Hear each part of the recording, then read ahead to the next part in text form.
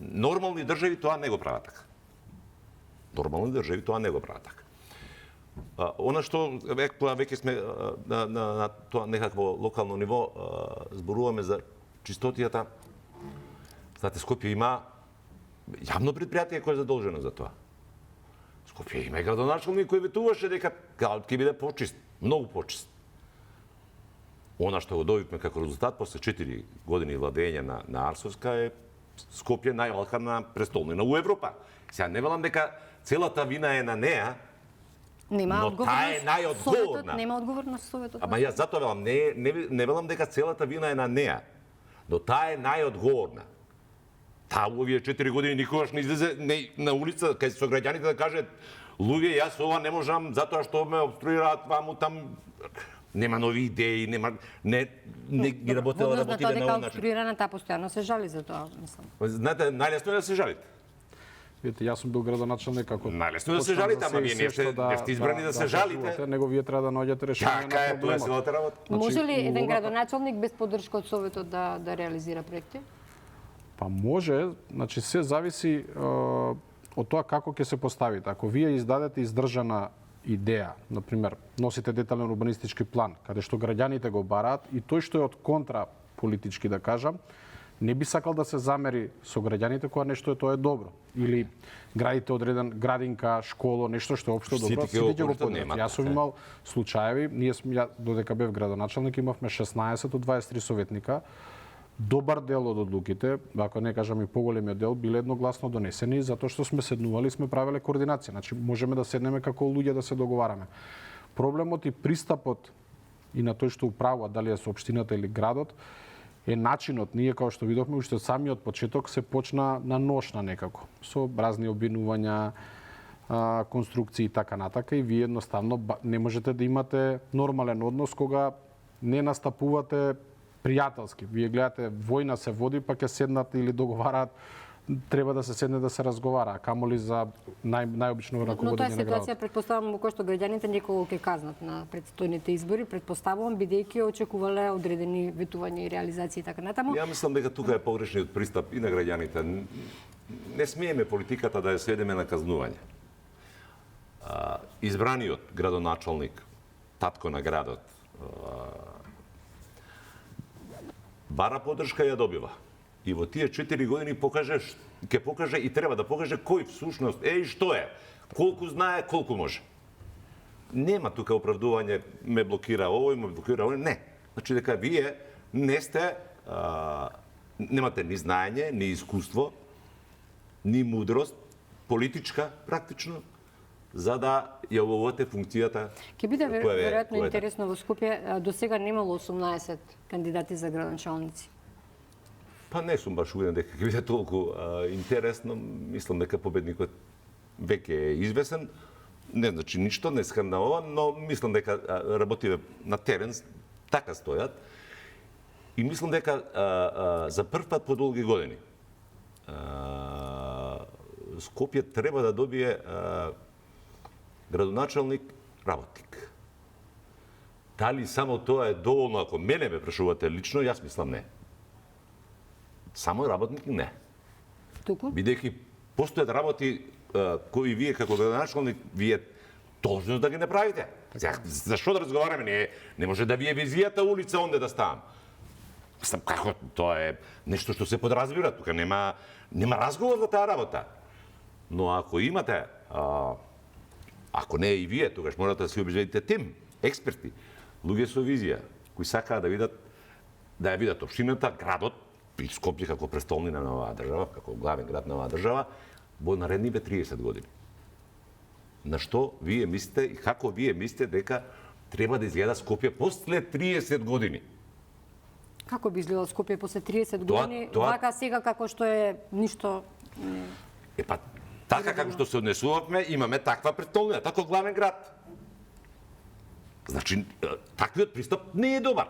Мора поинаку да се размислува. Има луѓе кои се експерти, знаат, универзитетски професори, архитекти, визионери луѓе кои може да видат да видат што се случува во светот и дел од тие практики и тие однесувања и тие политики да се имплементираат овде. Ние не сме во Африка, не се со тоа да ги навредам, но сме Европа. Не е така. Тоа е пристапот. За жал кој граѓаните овој пат ќе ги ценат ветувањата на градоначалниците и ќе одлучуваат Ама граѓаните секогаш кога искачат тие веруваат дека оние што ги избираат ќе бидат такви. Граѓаните треба да веруваат во некого, а потоа е тешко ако се изгуби довербата, претпоставувам. Апсолутно дека треба да се верува во Господ. Во луѓе, кон луѓе, знаете, секогаш треба да имате резерва. Дали очекувате Богдановиќ ВМРО ДПМН нивните најави се дека и според анкетите и според тоа што е на терен ќе имаат убедлива победа со повеќе градоначалници и советници, доаѓа поранешна ваша партија Социјалдемократскиот сојуз, што очекувате со СДСМ на овие избори, независно од тоа што велат од ВМРО ДПМН, тие се надеваат дека нешто ќе се смени така натаму, што прогнозирате, ако може така да кажем?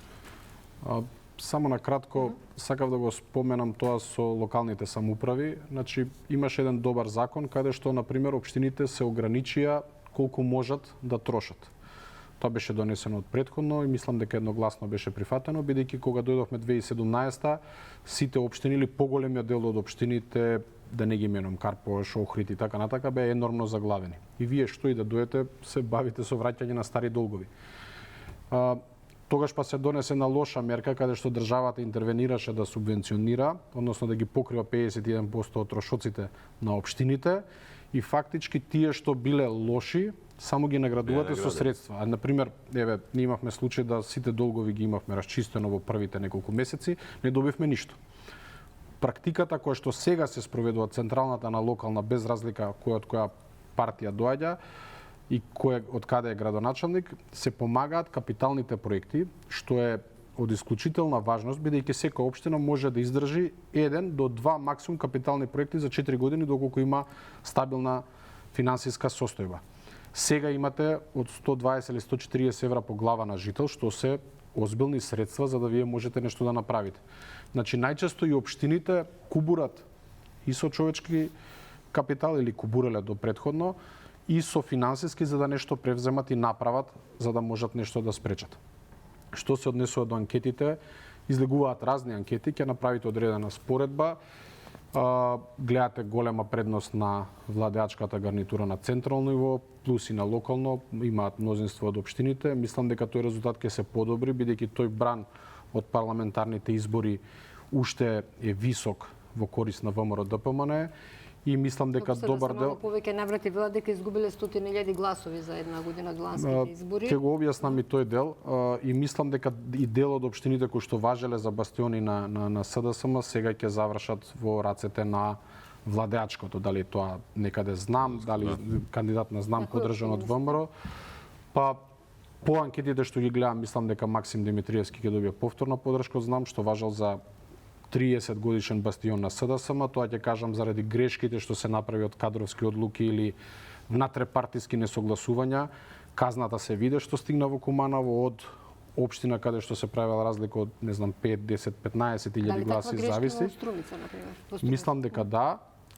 Не ја знам причината внатре, бидејќи, ајде, надвор сум некое време од сето тоа, него од разговори со луѓе. Да, е дека на крајот повторно една група на луѓе носи одлуки во некоја друга корист, а не во корист од тоа што го поддржуваат. Знам дека Коста имаше одлични резултати на анкетите, но партијата донесе таква одлука. Истото се случува во Центар, каде што 14 години СДСМ имаше континуитет на власт, без разлика дали бил еден или друг или трет градоначалник, со убедлива победа и Центар беше тој резервар на гласови кои ги надокнада. Но таа грешка од кадровски политики, каде што вие пресекувате одреден континуитет, па доаѓа друг човек, си носи свој тим, ги тргат другите, третите, почнува некоја своја политика, дава погрешна слика кај граѓаните. И тогаш граѓаните се дезориентирани и едноставно престануваат да веруваат тоа што кажуваш. Значи, граѓаните треба да веруваат во одредена политика. Вие често ако правите такви некои измени, правите хаос. Да, и плюс имате пораз, например, во Центар, каде што историски минимум се доживува на 6.500 гласа за парламентарните избори од позиција на власт, од позиција на, ајде да кажам, некои инструменти, сега дури ме плаши дека тој резултат ќе биде уште полош. Баш заради тие и односно сите тие кои што придонеле на такви политики не се тргнати, него се наградени. Или се пратеници, или останале.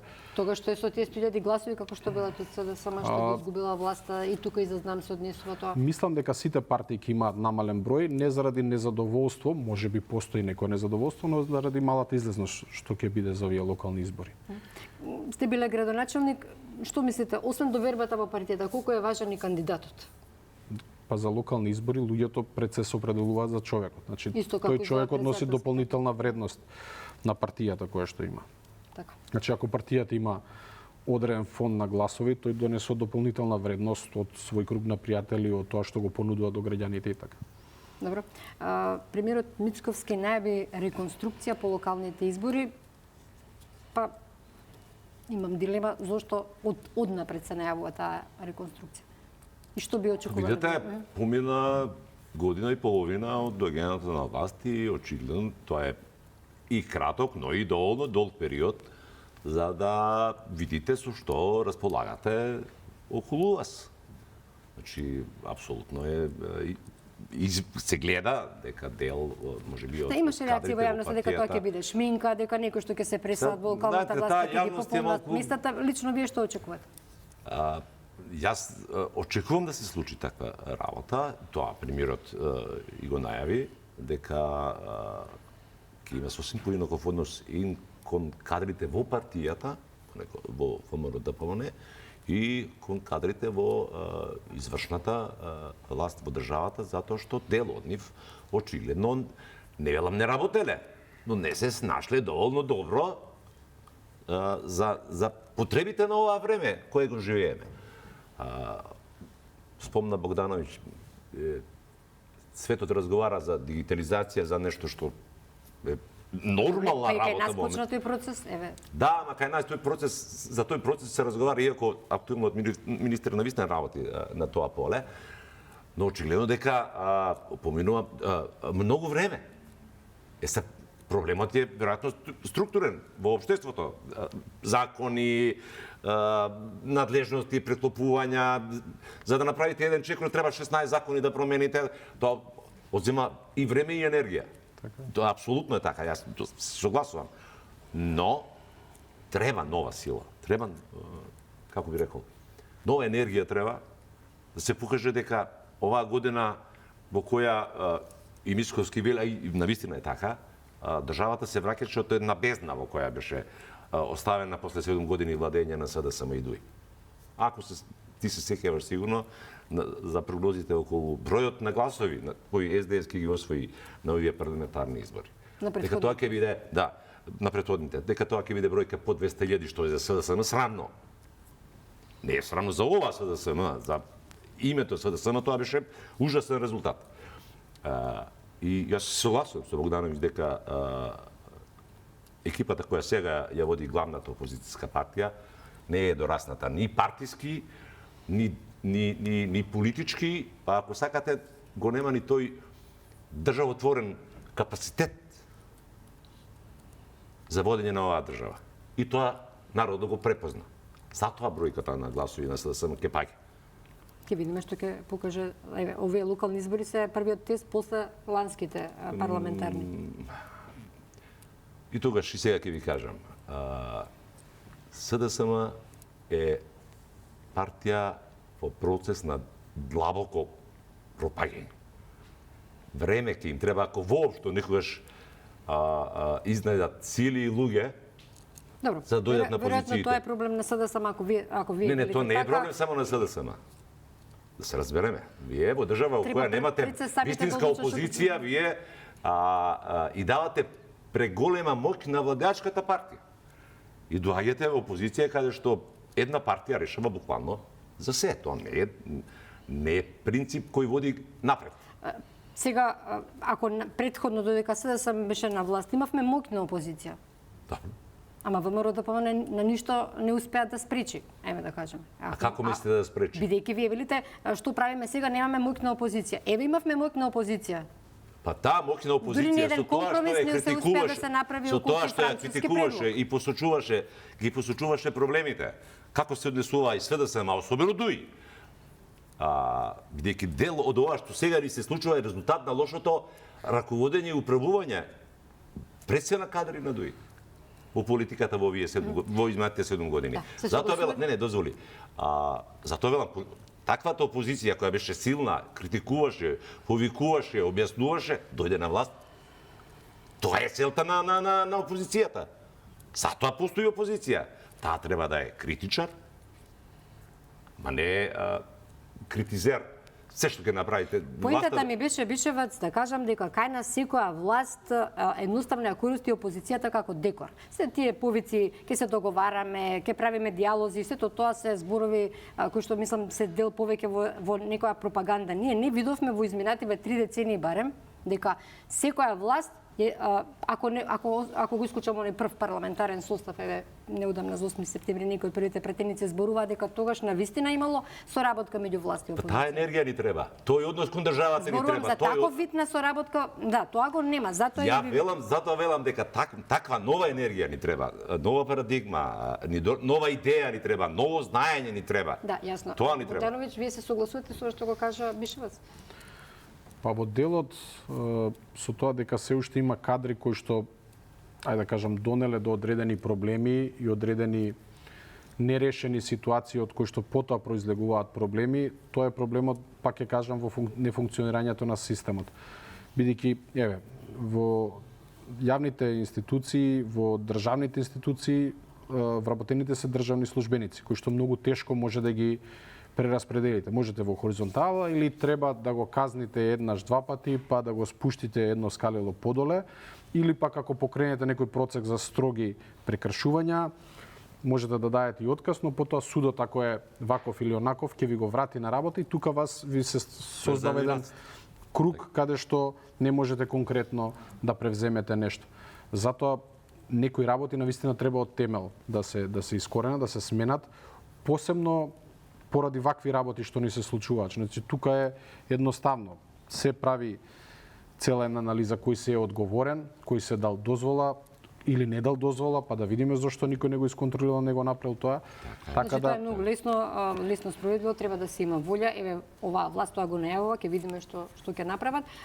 Сега моето следно прашање ми е околу најавената резолуција од лидерот на СДСМ околу црвените линии. Имавме некоја иницијатива пред Уставен суд околу вториот протокол. Во јавноста има мислење дека Македонија едноставно само треба да се откаже од тој протокол, кој што е буквално јамката околу вратот во овие преговори. Пред извесно време го слушнавме Кошта, кој што вели дека сепак некакви гаранции треба да и се дадат на Македонија, за да ние ги направиме уставните измени и за да го почнеме почетокот на преговорите. Па од некоја друга страна има ставови кои што сметат дека ние воопшто не треба да ги направиме тие уставни измени, да ги внесеме бугарите, бидејќи со начинот на кој што се однесува Софија и со сите документи што ги имаат усвоено во нивното собрание и досегашното однесување, ние не можеме и улогата што ја имала во време на антифашистичката војна овде во Македонија, тогаш смета дека тоа би било дури безбедносно прашање. Се согласувате ли вие со тоа? Знаете како, ние треба да видиме некој добар исчекор од источниот сосед. Да, многу дилеми. Ние само гледаме дека од сите чинители таму, без разлика позиција опозиција, ретко може да се пронајде некој поединец кој што сака да даде некој позитивен импулс. Дури оно усвојување на тие резолуции, декларации што ги имаше, гледавме дека со мнозинство се усвоени. Вие гледате дека таа политика е цврста. Тоа значи дека ако дојдете до прифаќање на сето тоа, дека вие едноставно нарушувате се што е темел на државата. Значи, едноставно се тоа што било борба на претходни генерации, едноставно се урушува и паѓа во вода, бидејќи вие ќе имате за секоја личност историска одредени тумачења. Мене ме плаши дека тоа е само еден почеток во кој што ќе влезете вие, тоа е една пандорина кутија која што ќе се отвори. Звучи кога ќе дојдат од надвор, кога ќе кажат тешки се уставните промени, знам колку е тежок чекорот, меѓутоа Македонија премногу отстапки направи, не велам дека не треба да се направат, меѓутоа не гледам во држава некаква не можам да дојдам во моментов до вистинскиот збор, никаква енергија на сплотеност и на иницијативност на одредени, макар и експертски кругови, кои што ќе кажат што е најдобро во ситуацијава. Бидејќи вие и да ги направите уставните измени, ако добиете гаранција тие можеби нема да се испорачаат, тогаш Македонија секако ќе биде блокирано. Друга страна, Филипче имаше изјава дека да ги направиме уставните измени, па ако Бугарија не блокира да ги напуштиме преговорите, пак сме на исто. Сакам да кажам дали ние можеме да очекуваме една таква стратегија во која што државата треба да знае што сака во моментов и дали е реален овој чекор кон ЕУ и по која цена и дали е таа цена прифатлива за Македонија. За волја на вистината, актуелната владеачка гарнитура во државата, пред премиерот Мицковски има многу јасна позиција околу решавањето на проблемот со Бугарија. Многу јасна. Под овие услови нема промена на устав. Појасна и посилна порака, ами. И мислам дека сега ќе се вратам на Кошта и ќе ве вратам неколку месеци назад посетата во Скопје, каде што рече дека такви гаранции Европа не може да пружи. Не дава такви гаранции. За по неколку месеци тука во Софија. Во Софија да каже нешто што е сосема спротивно на тоа. Дека сепак на Македонија мораме да ја пружиме одредени. Прво, затоа што гледа дека европската позиција во случајов е апсурдна. Апсолутно е водена со двојни стандарди. Тоа е едно. На страна што Бугарија е членка на Европската унија има предност одредена, но Белкин треба некакви вредности кои ни ги продаваат како европски да се почитуваат од самата таа Европа. Добро, веројатно ги гледаат и геостратешките поместувања, предпоставувам сега. Ама затоа велам. И очигледно дека некој во оваа држава сепак работел на проблемот и јасно, аргументирано на истата таа Европа, во повеќе центри, им пренел што може да се случи се случи ова. Тоа бара работа и мислам дека тука и министерот за надворешни, комплетно министерството, а пред се премиерот Мицковски имаат сериозна заслуга, бидејќи кога ќе се соочите со јасен став дека ова не може вака, додека, како што вели јасно премиер, тоа автоматски вклучува аларм на другата страна. Вие ги чекате, ние сега имаме луѓе кои не се подготвени повеќе да веруваат на збор. Да ве потсетам какви беа ветувањата на Меркел, на Макрон, Меј мислам дека беше во Скопје, тогашната британска премиерка. Макрон ни се обраќаше. Со видео обраќање. Сменете го името и за вас е отворен патот. Кон Европската унија, да. А тоа не се случи. А тоа не се случи. Знаете како, и граѓаните се на некој начин веќе и уморени, и изманипулирани, и излажани, така да кажам, се чувствуваат, бидејќи сите овие отстапки на некој начин се одреден вид на понижување или проголтување на нешто што е многу тешко. И сега, ако вие дојдете до повторно одредена ситуација, каде што, ајде да кажете, цврсто добивате тоа и тоа, еве, направете го уште овој чекор, ајде да кажат, во ред, ајде да се седне, но нема сигурност. Значи, пак ќе кажем, има на некој начин двојни стандарди, односно не за секоја држава дали е нормално членките си се бранат помеѓу себе, тие што се кандидати. Господине Богдановиќ, со Преспанскиот договор се смени преамбулата и во делот нели за АСНОМ се манифестот така е надвор од преамбулата. Значи ги следиме ставовите на одредени историчари и интелектуалци така натаму кои што сметаат дека на некој начин се нарушува како да кажам, скелетот на контурите на оваа држава. Значи, вие ако почнете да разгледувате делче по делче, колку таа ќе биде одржлива. Тоа ми беше прашањето. Дали кај нас значи, кај нас гледам дека не се отвара таква дебата. Тоа е целта на Софија. Дебатата е дали зашто затвараме сега, да. Тоа е дури мислам дека и полошо е него од Преспанскиот договор. Зошто ние 3 децени стоиме во место и немаме стратегија? Што ќе значи за наш членството? Имаше некој, дека точно е тоа дека ќе имаме фондови, дека ќе имаме средства, но која е цената? Пак ве прашувам. Се доведувате во ситуација каде што вие од една страна се тоа што некој претходно го градел, се борел, го урушувате преку ноќ. И тоа значи дека утре секој може да дојде од државата да се земе што сака.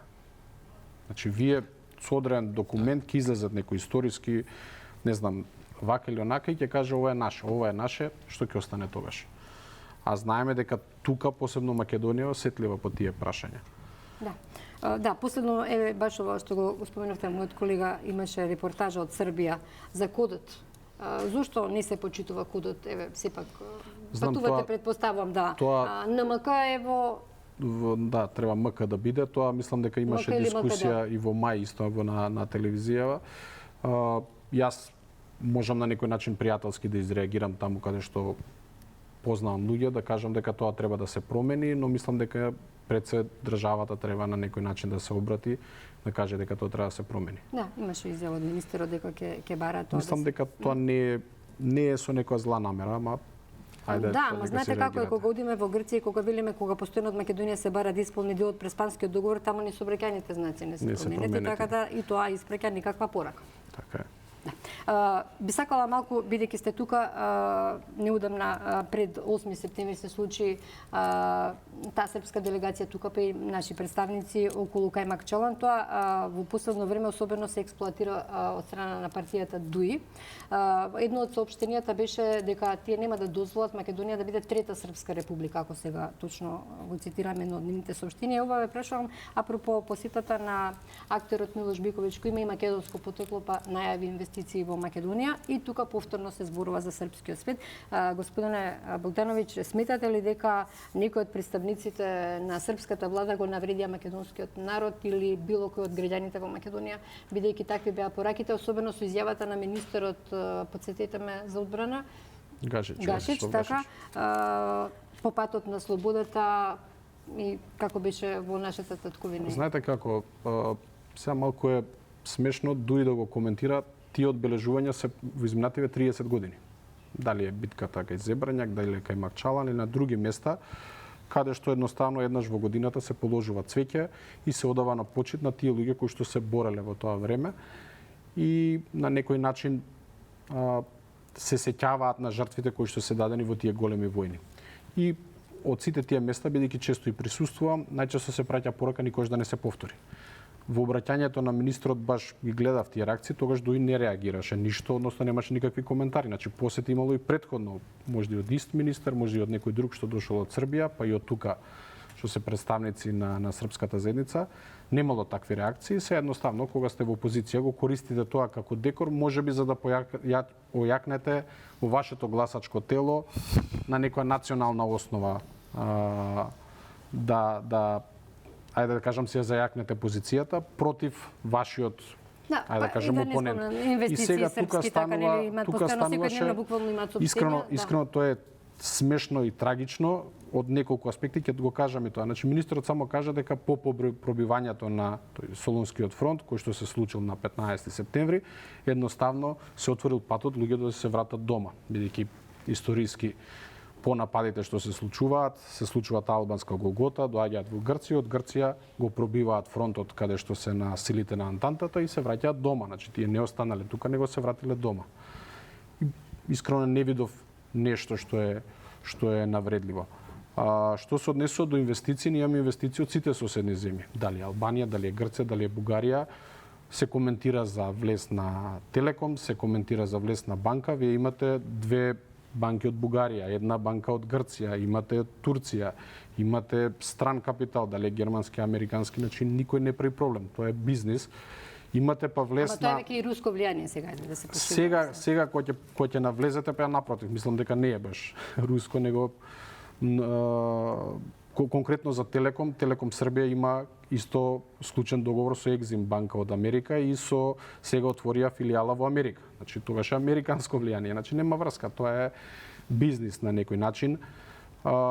Нормално на некој можеби не му одговара тоа да се случува, но од друга страна пак ќе кажам, мислам дека од позиција на опозиција се користи секој момент за да се заплаши своето гласачко тело, еве од кога ние сме опозиција, ова се случува, нема врска. Телеком влезе во времето на СДСМ, сега некои други инвестиции, имате инвестиции од Македонија према Србија, дали се маркети, дали се фармацевски компании, така да...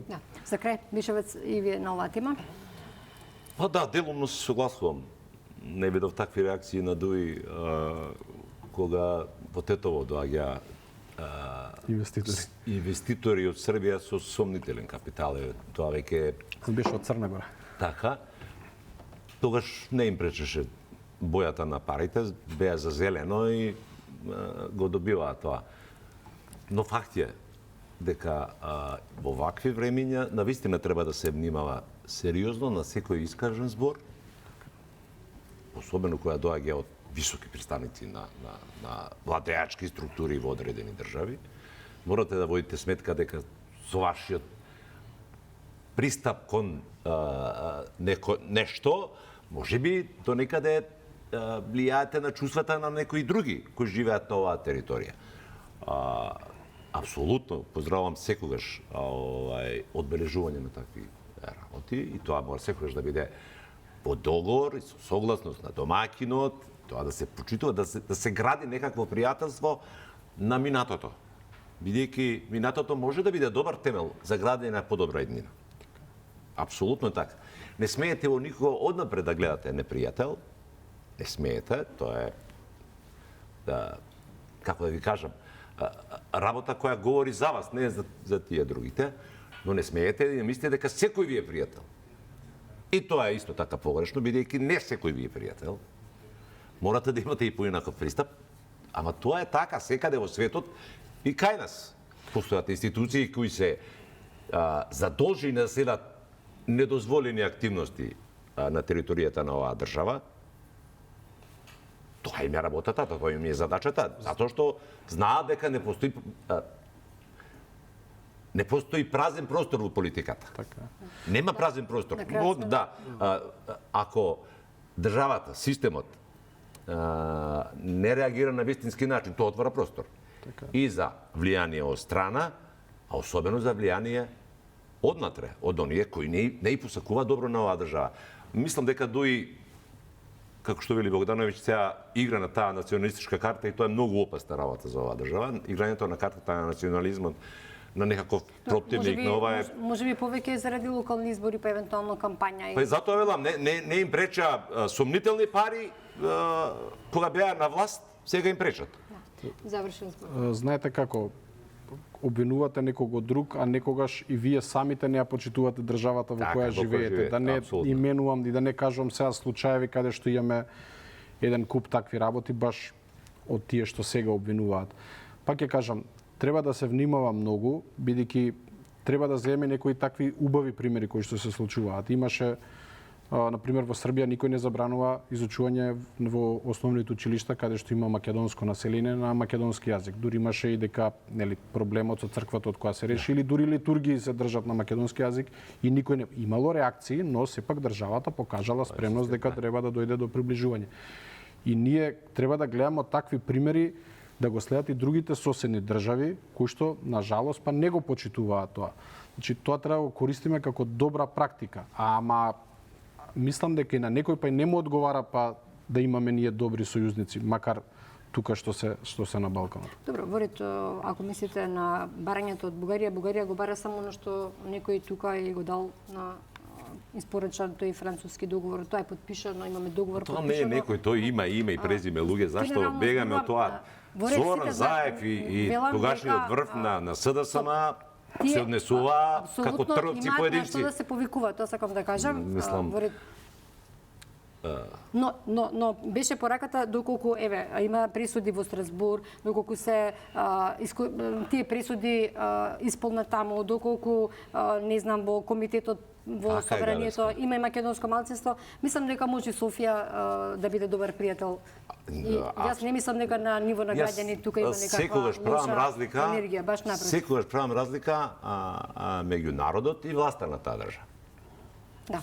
Значи јас не знам многу бугари, но неколку знам и тие ми се сосем нормални и здрави европски луѓе, што би се кажал.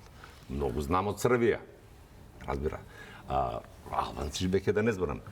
Значи, секогаш и секаде вие ќе имате поединци на кои не им одговара ситуацијата каква што е. Во нека следна прилика јас морам да ја одјавам емисијата. Ви благодарам, Саша Богдановиќ и Сапет Бичеваc вечерва во Самовистина. Почитувани, ви благодарам што бевте со нас. Останете на Канал 5.